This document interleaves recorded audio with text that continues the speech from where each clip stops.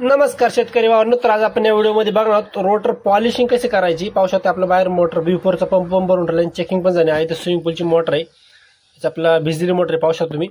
आणि हे जे मोटरचा रोटर आहे तुम्ही पाहू शकता, हाय स्पीड मोटरचा रोटर आहे। स्विमिंग पूल फिल्टरची मोटर ती पाहू शकता, तिचा रोटर आहे तो अख्खा पूर्णपणे गंजलेला आहे।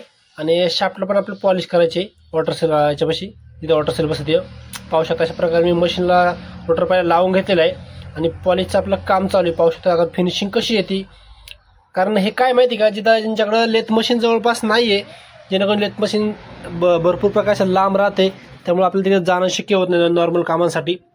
त्यामुळे थोडक्यात मी एक असं जुगाड बनवले पाहू शकता तुम्ही।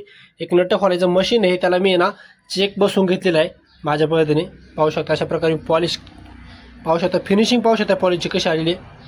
हे पहा पूर्णपणे प्रॉपर त्याला फिनिशिंग आले। जेणेकरून काय होतं, आपण किरकोळ कामासाठी लांब जाऊ शकत नाही म्हणून आपण हा पर्याय केलेला आहे।